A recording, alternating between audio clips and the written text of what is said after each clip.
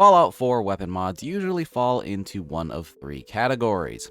Either a recreation of a real-life weapon, a recreation of a fictional weapon from another video game or even the past Fallout titles, or a completely new weapon, a completely made-up fictional weapon made by the author that is an original design, maybe with some inspiration here and there, but something that is different from anything we've seen before.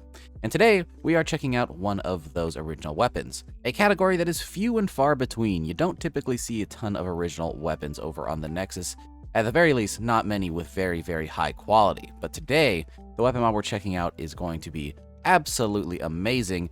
Really, really wonderful weapon with some really cool ideas, completely original, and it's made by an amazing author. The weapon we're talking about today is known as the Brel submachine gun by Her.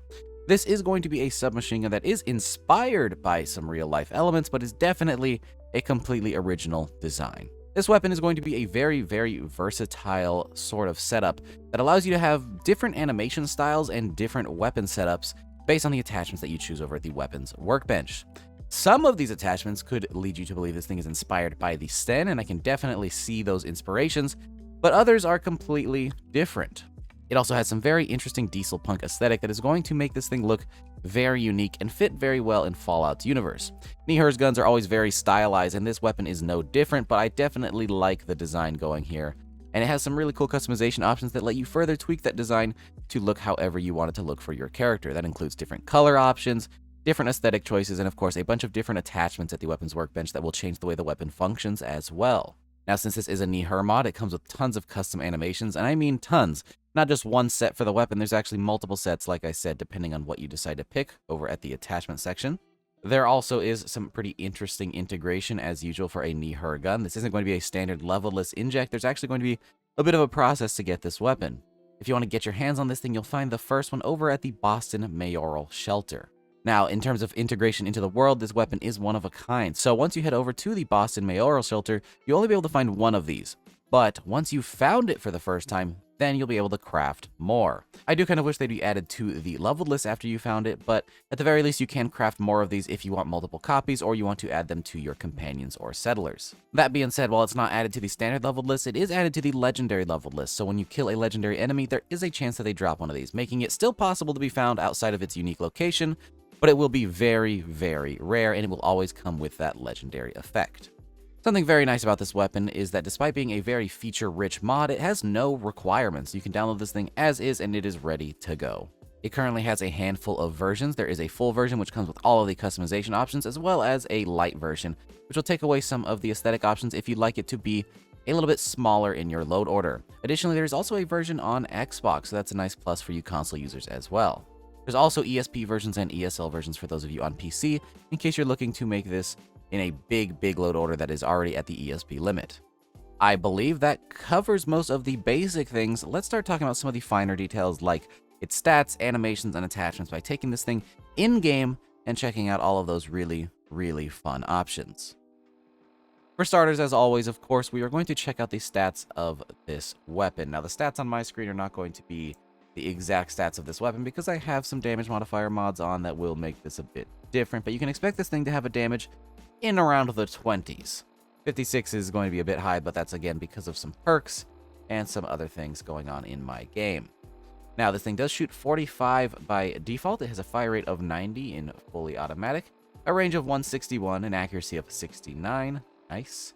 A weight of 7.2 pounds, since it is some pretty beefy gun with some hard steel and some wood furniture.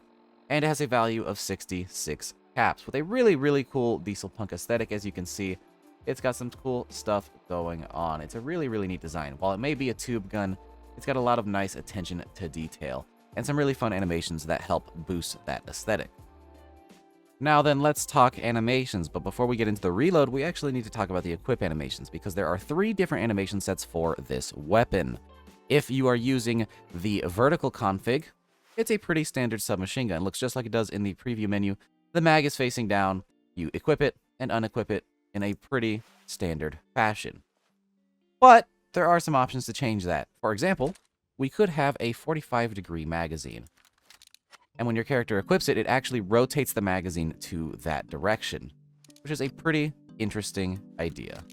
Instead of being in this way at all times, it is something that will fold up nice and neat for your inventory. Pretty cool. But there's even more than that. We also have the horizontal option, which is definitely where you can see the stand inspiration. And again, this one rotates as well. So you can have it in a nice compact version when you put it away, but it'll be nice and horizontal when you pull it out to use it, which is pretty interesting. So it's really just a preference. There's nothing that's going to be statistically advantageous depending on which one of these you choose. It really just comes down to what you like. Now, these all also have their own reload animations, so I'll get to those right now.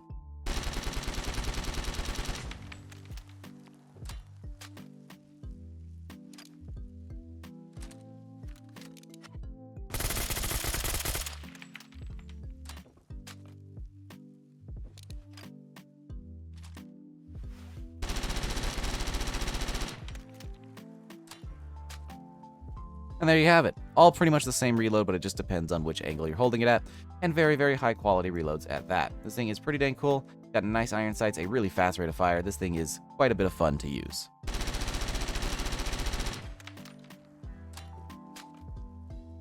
Now then, as you can see here at the weapons workbench, we have quite a bit of customization options already just by looking at some of the presets that I've made here. It's not just going to be the standard set of attachments, there's going to be some pretty cool color customization as well. So let's go ahead and jump into that.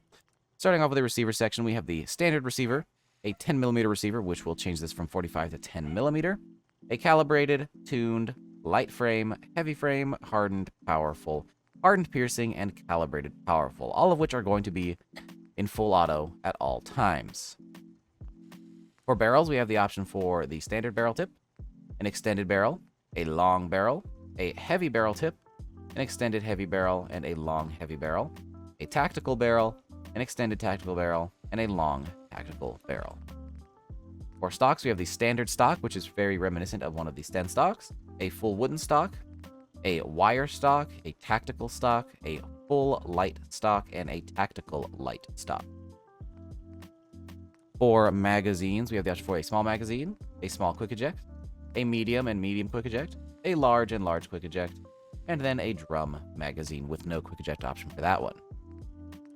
For sights, we have the option to remove iron sights altogether, a standard set of iron sights and an alternate set of iron sights, glow versions of both of those, a reflex sight with a circle or dot reticle, an alternate reflex sight with the same options, a scope reflex sight, a long scope sight, and a long scope reflex sight, which can actually be looked through, or you can have it be a scope that will fade in whenever you aim down. It just depends on what you prefer there.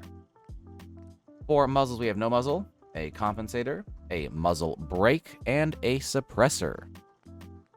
Then we have some of the interesting options like the handling. We have horizontal, diagonal, and vertical. Doesn't change in the preview here, but you saw all those animations already. We have an option for logos that you can throw onto this thing. They don't really show up in the preview menu, but there are a handful of logos that you can use to customize this weapon. The option for no logo: Brotherhood of Steel, Enclave, Gunner, Institute, Minutemen, Nuka-Cola, Nuka-Cola Red, Railroad, Riley's Rangers, and available in green as well, and a Vault-Tec logo. Again, it doesn't really show up in the preview menu here, but it will appear on the weapon when you do decide to add these. Then we have the option to change out the wood section. So we have standard brown wood, blue stained wood, bronze plated, copper plated, fabric substituted woods, flat steel, gold plated, iridescent steel, ivory substituted, leather stitched, leather light stitched, red stained wood, scrap wood, and steel plated. So some really interesting options there. You can actually get rid of all the wood and make this a hard steel weapon if you wanted to. Then we have the option to add or remove the heat shield, purely aesthetic. We have the steel section of the weapon, so we can change that out from standard steel to blue anodized, bronze, copper, gold, green anodized, gunmetal, iridescent, red anodized, rusty, and solid steel. So depending on what you like there, we can change those out. We have another metal section, which will change out the front section. So you have those same options again, all the same as the rear metals. I'm not going to repeat them because that was quite a bit of stuff. And then we have the accent metals, which are slightly different. We have the standard accents: blue anodized, bronze, copper, gold, green, gunmetal, iridescent, red, rusty, and steel. And you might be able to see them, you might not. It is going to handle most of the little rivets and screws. A very, very small thing, but it's nice if you throw this onto maybe an all-black setup with gold, or whatever you want to do. You have this as another customizable option. Lots of options there, actually, when it comes to color, so you can really make this a cool weapon for your character, and you can make it fit any aesthetic you're going for with your armors. But yeah, I think that covers everything in the Brel submachine gun mod. If you want to try this thing out, it will be linked down in the description below. Again, it's available on PC and Xbox. While you're down there, if you enjoyed this video, consider dropping it a like. It really helps out the channel. Lets me know what kind of videos you guys like to see. Additionally, if you'd like to support my work directly, you can do so over on Patreon. Whether it's the videos I make here on YouTube or the mods I make on the Nexus, the best way to support me is on Patreon. But of course, that is completely optional. With that, I hope you guys enjoyed the video, and I will see you all in the next one. Peace!